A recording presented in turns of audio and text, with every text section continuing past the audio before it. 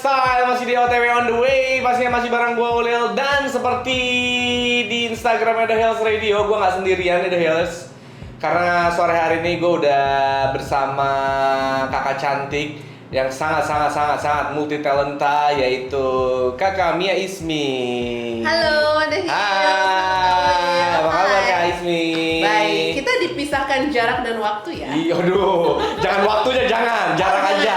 Jarak aja. Waktunya kayak kita lagi di mana gitu. Kak Ismi gimana, sehat? Alhamdulillah sehat. Oke. Mia aja manggilnya Mia. Oh, Kak Mia aja. Soalnya ya? yang manggil Ismi itu guru dan dosen gue. Jadi instead of kalau lo mau jadi dosen gue, nggak apa-apa. Kayaknya gue dosen lu deh. Jadi gue manggilnya Ismi. Kamia ya. Kamia. Yes. Oke. Katanya kan nih lagi salah satu promo radio juga gitu kan. Sama single barunya. Yes, betul. Single barunya. Kita nanti bakal ulas single barunya Kamia. Tapi sebelum itu emang Kamia ini emang nyanyi tuh dari kecil. Aku kalau nyanyi bisa dibilang hobi dari kecil sih. Nah. Jadi there's one story, waktu itu gue lagi on the way sama keluarga ke Banten karena kita nih aslinya orang Banten, Arab, Pakistan lah ya. Oh iya, Ada Banten. campur sari gitu. Banten, Arab, Pakistan. Nah. Banten siapa? Hah? Banten siapa? Bapak Ibu, dua-duanya. Oh, Bapak Ibu. Jangan lu juga lagi. Enggak. Jangan kita saudara. Aduh. Udah jadi dosen. Iya. Udah jadi saudara gimana? Enggak lagi. Aduh. Iya, terus nah pas di perjalanan ke Banten itu pulang pergi kata nyokap sampai itu gue umur berapa ya? Kayak masih TK gitu lah ya. Oke. Sampai dibekep pulang gara-gara gue nyanyi terus sepanjang jalan. Oh. Jadi emang kalau nyanyi itu semacam hobi dari kecil. Nah, itu mendarah daging dari keluarga apa gimana awalnya? Kayaknya sih sebenarnya dari keluarga bokap ya. Keluarga bokap tuh sebenarnya banyak yang suaranya, tante gue tuh suaranya kayak Whitney Houston gitu loh. Wah, yang kayak gitu, cuman mereka mostly nggak benar-benar terjun di industri seni gitu. Nggak diseriusin Kebanyakan- lah ya. Iya, nggak diseriusin. Kebanyakan jadi akademisi, dosen, atau mungkin pengusaha yang kayak gitu-gitu. Tapi jarang yang dilanjutin. Nah, kebetulan kalau gue terjun bebas lah nih gitu. Jadi ya cuman keluarga inti gue sih yang mostly musician. Oh, Kakak gue juga. Berarti berapa saudara Kak Mia? Bertiga, dan yang kedua itu juga guru piano, Mutia. Yang pertama Zaki dulu punya band juga namanya Juara. Sekarang juga masih aktif nyanyi-nyanyi tapi lebih banyak MC sih kalau dia sekarang. Oke, jadi terus keluarga udah musik aja deh ya? Ya kalau Udah di rumah musik. ya gitu deh, musical family. Tapi beda-beda gak sih Kak? Misalkan Kak Mia kan lebih fokus di biola dan juga piano juga ya? Ya, sebenarnya nyokap tuh dari gua kecil justru ngelesinnya piano Kak. Tapi waktu kecil itu gua dibandingin mulu sama kakak gue yang perempuan. Oh, Kak Muti ini. Sama Kak Mutia ini. Dan Emang Kak gitu Mutia sih. ini kan jago banget lah ya, sekarang aja dia guru gitu. Jadi selalu ada kata-kata kayak teteh dong Mi, kayak teteh dong gitu. Kan lama-lama kesel kan namanya anak kecil. And then satu ketika waktu gua kelas 5 SD kalau nggak salah, gue nangis lah drama di depan piano sambil main sambil menurai air mata gitu. Terus gue bilang ke nyokap, Mam, kayaknya udah nggak bisa lagi aku ngeliat not balok yang kayak toge ini, aku udah enek banget ngeliatnya gitu. Iya. I wanna stop gitu. Okay. Tapi udah dikasih air mata gitu, ibu saya cuma ngelirik terus ngomong, mau kamu keluar air mata darah juga nggak ngaruh. Nah, because you have talent in this. One day you will say thank you, but not today. Widih. Gitu. Gila itu engrave banget sih. Tapi Iya. waktu itu aku bilang, tapi mah boleh nggak kalau aku sambil Cari yang belajar lain. alat musik lain. Nah, waktu itu ngelihat ini kan grup musik The Chords tuh kan ada biolanya. Chords, Jadi iya. aku mikir kayak ternyata biola tuh bisa dipakai main solo selain di orkes juga ya gitu. Akhirnya aku belajar biola start dari situ, tapi pianonya sampai aku kuliah tuh nggak dikasih berhenti juga. Oh, jadi berbarengan lah ya, piano dulu, terus langsung kenal biola. Iya, cuman malah biola tuh lesnya aku tidak terlalu lama, mostly otodidak kalau yang biola. Tapi karena memang ternyata lebih nyaman dan lebih cocok sama alat musik yang melodius seperti biola, jadi akhirnya itu yang banyak aku buat kemana-mana selain daripada dia ringan kan. Iya. Waktu lagi SMA Iya, tuh ngeband, waktu lagi SMA kan di Bogor kan ikut festival dulu kerjanya. Pasti di- banyak juga tuh festival Ya, zaman dulu kan ya. festival band gitu kan seru. Nah, tadinya aku sambil nyanyi dan main keyboard. Tapi akhirnya kok bawa keyboard kemana-mana tuh berat ya gitu. Sepele banget alasannya, Iya. bawa biola aja nih gitu. Akhirnya dia malah jadi kayak branding gitu. Jadi kalau kemana-mana nyanyi pasti ditanya kayak ini biolanya mana kok nggak dibawa gitu. Jadi keterusannya tempelnya biola ya, bukannya ini ya. Oke, nanti kita bakal bahas soal single barunya Kamia ya. Kamia Ismi nanti yang bakal gue play juga. Tapi sebelum itu, Dailers, mungkin kalau lo pengen tanya-tanya juga boleh nih sama Kamia Ismi di WhatsApp di 0811 829 839. Dailers Radio, your music, your lifestyle masih di OTW on the way bareng Kamia Ismi. Kamia Ismi. Kan tadi ngomongin The Course, tadi baru play juga The Course-nya tuh. Iya ya ampun, gue jadi kayak inget masa kecilku. Waduh. The Course umur berapa waktu itu? Pertama kali denger? Dulu SD, awal-awal SD lah ya. SD ya? Sama lagi. Oh lagi ngecek sama lagi. atau enggak ya? Nah, saya emang kayak gitu orang yang ngecek umur. Jadi biar enak gitu ngobrolnya, ya kan? Tapi umur apa? Ya, yang is forever apa? Old apa? Yang is apa tuh lupa lagi. Gue jadi lupa lagi. Forever young lah. Age is just a number. Nah, age is just a number, but young is forever. Itulah. Ya. Ini kenapa jadi pada diam lagi? Kami Ismi, tadi kan udah ngobrol, udah ngebahas soal The Course juga. Tadi gue udah play. Nah, itu pertama kali ngomong suka sama The Course dan tiba-tiba jadi biola gimana? Karena lihat di TV sih awalnya ya, cuman dengar musiknya, dengar lagunya tuh pertama yang bikin aku pengen main biola tuh Runaway. Oh. Yang sampai sekarang juga masih suka dimainin di acara wedding dan sebagainya. Si lagu itu cukup everlasting juga sih menurut aku. Itu pertama kali dengerin ya, The Course? Pertama kali yang aku notice kayak kok ini bagus ya ada solo biolanya kayak gitu-gitu gara-gara lagu itu, si Runaway itu. Oke. Nah, langsung sekarang biola, terus piano, terus nyanyi juga. Itu kepikiran nyanyinya dari kapan? Maksudnya dari kecil itu kan? Dari kecil kan aku emang suka.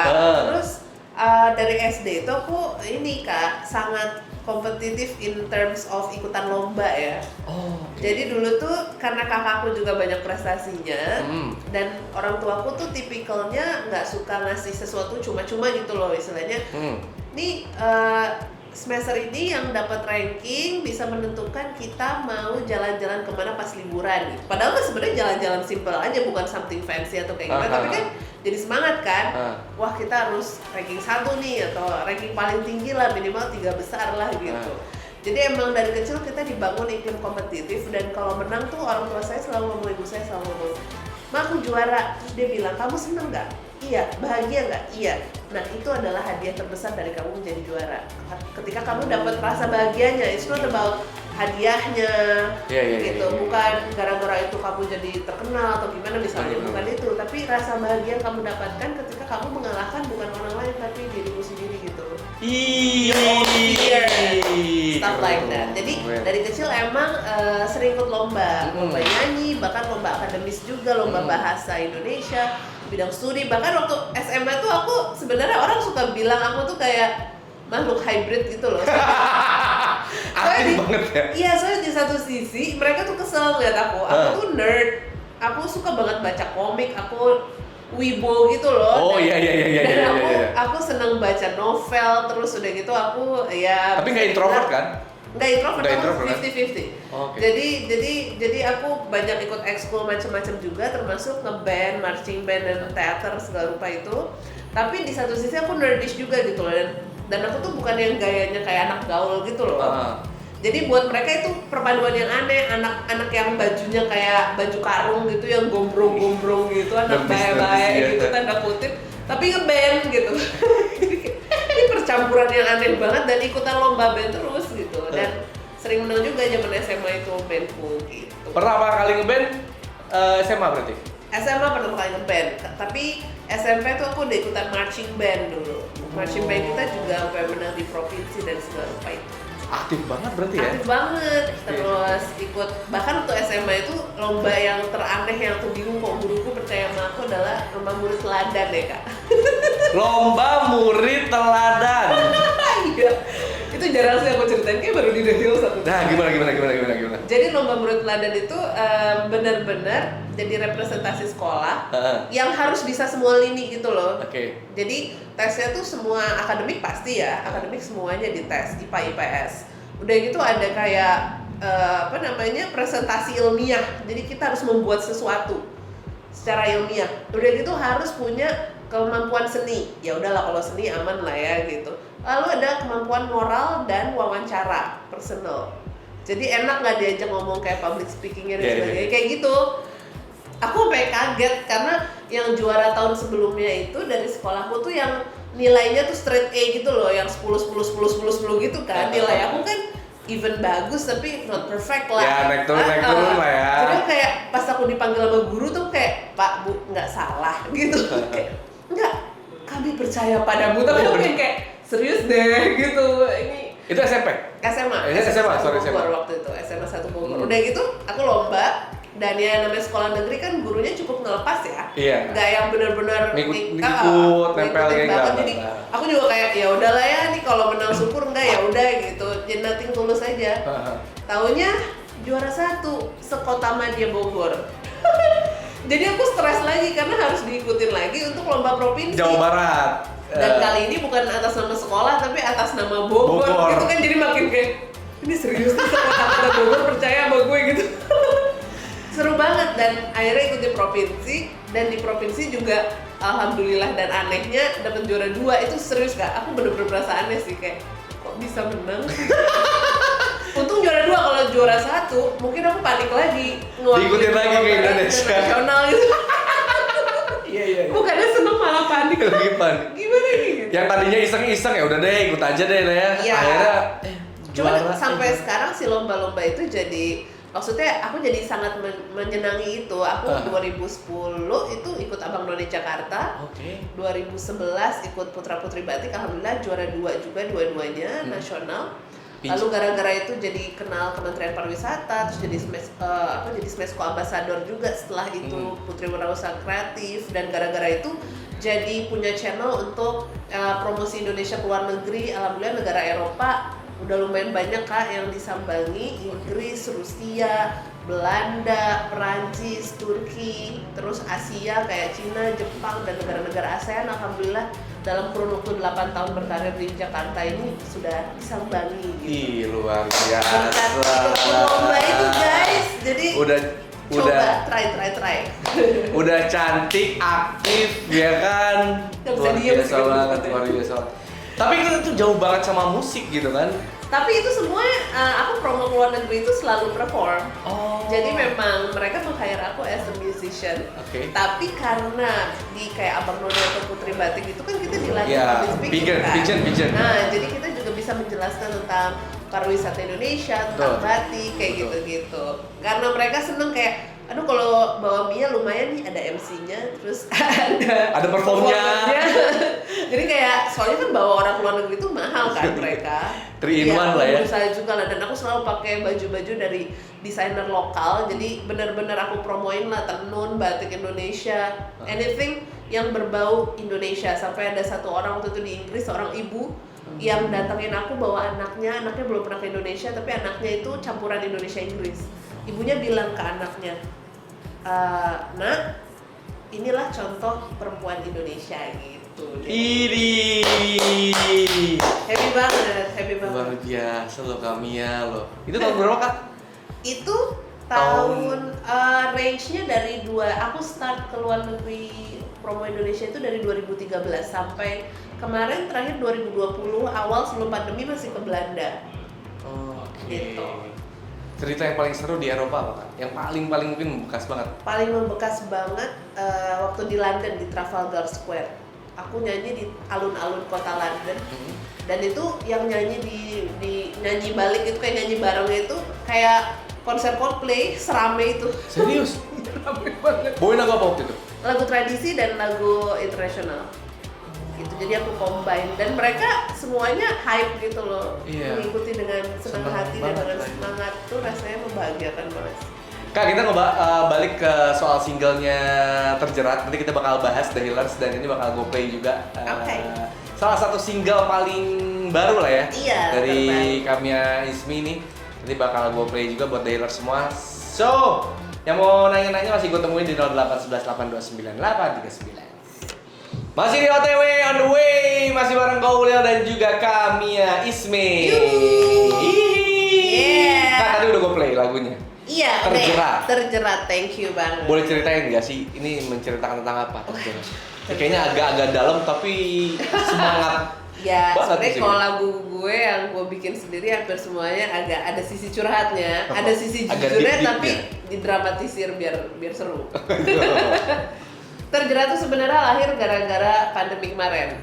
Jadi pas lagi pandemi gue banyak merenung kayak apa ya yang gue masih pengen lakuin gitu di industri musik, apa yang belum, apa yang udah, apa yang harus disyukurin dan apa yang harus gue perbuat lagi gitu. Dan gue ngerasa selama ini di berkesenian ini gue banyak mengeluarkan sisi putih, the white side kalau yin and yang gitu kan, ikutan Abnon, Putra Putri Batik, Duta Smash Point. Positif. Iya, yang kayak gitu itu hal yang aku suka juga, sampai alhamdulillah udah main di Istana Negara juga gitu, di depan presiden dan sebagainya. Tapi aku punya satu sisi lagi nih, the dark side-nya lah bisa dibilang, yang lebih independen mungkin, lebih punya power mungkin dia lagi punya apa ya, keakuan lah gitu ya, alfanya lah, alpha female-nya gitu, yang selama ini tuh ketika aku terpuruk selalu sisi yang satu lagi ini yang nguatin gitu, yang membuat aku bangkit lagi. Aku ngerasa belum fair aja sih karena aku belum ngeluarin sisi aku yang ini yang adalah aku juga gitu. That's why akhirnya aku membuat si lagu Terjerat ini yang ceritanya tentang seorang alpha female yang sebenarnya dia jatuh cinta, tapi angle cerita jatuh cinta kan udah banyak banget yang lagunya slowly, terus sensitif, yang berbunga-bunga gitu. Nah aku pengen cari angle yang lain, bahwa banyak juga cewek-cewek yang powerful gitu, misalnya di Indonesia kan yang empower woman sekarang udah banyak banget gitu. Dan cewek ini mungkin ketika jatuh cinta bukannya seneng, malah kayak aduh gue kesel deh, ini balance gue jadi terganggu, kenapa gue jadi kepikiran gue yang cowok ini gitu loh, jadi kesel. Ini bisa cowok bisa cewek sih, tapi intinya kayak dia tuh jatuh cinta bukannya seneng tapi malah kayak marah gitu. Jadi di refnya dia ngomong, tak bisakah kau pergi dari mimpiku sebelum ku penjara kamu dalam ingatanku gitu. Jadi kalau kamu lihat video klipnya ada di Mia Ismi Official di YouTube, kebetulan aku direct sendiri juga sih video klipnya, jadi sesuai sama yang aku pengen lah gitu, walaupun dengan ya sederhana tapi mudah-mudahan impactful gitu hasilnya. Ngedirect sendiri? Iya, ngedirect sendiri. Hasil dari belajar pada guru-guru Mas Garin, Mas Rama Suprapto, Mas Agus Nur, guru-guru aku musikal, teater dan perfilman lah ya. Gitu. Teater juga, musikal juga. Ya. Musik udah pasti lah ya, terus juga aktif di beberapa organisasi ya kan, ya. Cantik juga. Gak capek aku bang? Capek sih kadang ya gitu lagi. Enggak, sebenarnya aku tuh kurangnya banyak, cuman yang kelihatannya yang manis-manis aja, padahal sebenarnya kayak banyak banget kurangnya sebenarnya. Kalau yang udah tahu banget aku pasti dia udah hafal deh. Udah hafal. Berarti itu ditulis tahun 2020? Ditulisnya 2021. 2021 akhir. Langsung aku kepikiran, ini gimana ya? Aku pengen emang, kalau aku biasanya musiknya tuh menyesuaikan sama lagunya, pengennya kayak gimana. Jadi emang core dasarnya pop, cuman memang aku selama pandemi banyak juga ngelihat keluar gitu perkembangan sound design yang keren-keren di Korea Selatan, di Amerika Barat dan sebagainya. Jadi gara-gara itu aku mikir siapa ya music producer yang asik buat aku kerja sama bareng yang sound desainnya tuh fresh. Terus tahun lalu itu dan tahun ini juga alhamdulillah dapat kepercayaan dari Kementerian Pariwisata untuk menjadi salah satu juri acara lomba cipta lagu Kamu Aku Kita. Kamu Aku Kita. Ya, itu memang lomba cipta lagu anak komunitas yang dimana lagu-lagunya itu kumpulan lagu yang apa namanya, ada unsur tradisi dan ada unsur modern. Akhirnya aku nyari kan, wah sekalian scouting nih, pasti ada nih musik produser kece gitu dari Seantero Indonesia kan yang ikut lombanya. Akhirnya dengar satu band namanya Link Raffin dari Jember, keren banget musiknya. Langsung habis itu juga kak, langsung gue cari ini siapa musik produsernya. Mereka juara 1 akhirnya. Dan habis menang lomba tuh bener-bener aku kontak si music directornya ini. Dia tinggalnya kan di Jember. Akhirnya kita ngerjain tuh dari jauh, dan itu kan masih Delta ya kemarin. Iya. 2021 Delta. Masih Delta kan, jadi bener-bener susah keluar kan. Bener. Jadi aku ngerjain tuh dari Bogor dan Jakarta, dan Willy Jaya Sukma namanya ngerjain dari Jember gitu. enak banget tapi TikToknya bener-bener kayak ketemu apa sih kayak jodoh ya, kayak ketemu orang yang bener-bener bisa cocok, bisa langsung ngerti apa yang lo mau gitu loh. Jadi TikToknya tuh langsung enak dan musiknya sesuai sama yang aku pengen. Tapi abis itu aku ngerjain di Jakarta tuh langsung live rekaman vokalnya sama biolanya. Jadi biolanya aku aransemen sendiri, vokalnya juga sama backing vokalnya semuanya aku aransemen sendiri juga. Total aransemen berarti sama Mbak Mia Ismi juga? Aransemen musiknya sama Mas Willy. Tapi kalau vokal sama biola biolanya, sama kami ya. Jadi ketika udah di tag di Jakarta langsung kirim ke Jember. Yes, langsung di mixing segala macam. Betul. Nah, ini berarti single ya? Single. Rencananya bakal ada EP atau album? Pengen banget Kak, pengen banget. Cuman ini kita nabung dikit-dikit dan aku sih pikirnya karena aku banyak kerjain sendiri ini.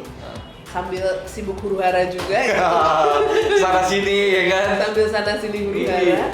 Jadi kayaknya emang rencananya tuh aku pengen setiap lagunya dapat spotlight gitu loh. Jadi aku ngeluarinnya single per single. Nanti kalau udah misalnya beberapa baru aku gabungin jadi album plus beberapa lagu lain gitu. Tapi ada untuk single selanjutnya? Udah ada. Udah nyiapin beberapa lagu lah ya? Udah nyiapin, ini udah ada 3 lagu lagi setelah ini udah di kepala semua tinggal pertama. Udah jadi. Tinggal kita tunggu aja EP-nya lah ya minimal lah ya. Ya Mudah-mudahan lah tahun ini lah Kamia Ismi ya. Tapi kalau ngomongin soal si musik videonya, ini musik videonya juga di direct sama Kamia juga? Betul, musik videonya itu aku kemarin kerjasama sama DOP-nya itu influencer juga, temen aku, Kak Ezron. Lalu modelnya, kalau kamu ngeliat banyak banget yang nanya modelnya siapa, because he's hot gitu. Karena aku nyarinya yang maskulin banget, aku kan sebagai perempuan agak gagah ya. Jadi kalau misalnya cowoknya itu kurang gagah, kayaknya bakal kalah gitu loh. Cowoknya melenghoy kayak kurang ya? Kalau terlalu cantik bisa bahaya cowoknya. Jadi kayak siapa yang cowok siapa yang cewek nih gitu, ntar orang bingung. Nah akhirnya gue ngedaulat temen gue juga, dia a very famous promoter right now. Dan dia adalah pemain mantan drummernya Iwan Fals, jadi jago banget main drumnya, namanya Raiden Sujono. Oke. Gitu. Dia jadi modelnya juga. Jadi modelnya, dan kalau lihat video klipnya di YouTube tuh ada adegan yang kayak diikat apa gitu-gitu. Tadinya tuh dia kayak, jadi model, kayak gue dibayar juga nggak mau deh gitu. Cuman aku bilang kayak dengerin dulu konsepnya gini-gini. Pas dia dikasih tahu konsepnya diikat-ikat itu dia malah semangat kayak, ya udah deh, kayak seru. Sama ada dancernya juga, Lea Tikoalu. Dulu dia koreografer dan dia juga dulu lama di Agnes Monica juga, dancer Agnes Monica. Jadi seru banget karena yang mensupport video klipnya juga orang-orang yang sangat aku percaya gitu. Berarti itu total syutingnya waktu itu berapa lama? Seharian aja sih, dari jam 9 sampai jam 10 malam kayaknya ya. Cuman kita ganti baju beberapa kali gitu, beberapa set. Aku nyari tempatnya tuh studio yang setnya ada banyak gitu, jadi tinggal pindah kiri kanan gitu-gitu. Itu syutingnya kapan sih kalau menurut? Akhir tahun lalu sebenarnya. Oh jadi pas lagunya jadi langsung syuting musik videonya? Langsung syuting musik videonya. Tadinya tuh mau dikeluarinnya lagu ini juga sebelum bulan puasa, tapi kan ada Omikron kan. Iya benar. Dan heboh lagi. Akhirnya kita mikir-mikir sama manajerku juga kayak sayang juga ya kalau nggak bikin launching yang live. Kayak gini kan kita enak ya bisa promo radio lagi. Kayak sabar dulu deh, kita nunggu bulan puasa beres gitu. Soalnya lagu ini juga kan nggak terlalu pas sama bulan puasa gitu. Jadi biar promonya tuh panjang gitu, nggak kepotong. Akhirnya baru rilis itu di Juni akhirnya. Akhir Juni. Yes. Akhir Juni 2022 akhirnya keluar. 2022 itu terjerat. Betul, terjerat. Mungkin kalau buat dealer semua yang pengen tahu untuk musik videonya Mia Ismi udah bisa cek di YouTube ya. YouTube channelnya Mia Ismi Official dan lagunya juga sudah ada di 20 digital platform kesayangan kamu. Silakan dicek. Bisa didengerin semuanya The Healers. Alright. Nanti juga Kak Mia Ismi juga bakal perform juga ya. Nanti kita akan dengerin langsung live dari The Healers Radio. Kak Mia Ismi akan menyanyikan lagu Terjerat live dari sini. Jadi jangan kemana-mana. Keep station only on The Healers Radio. Your music, your lifestyle.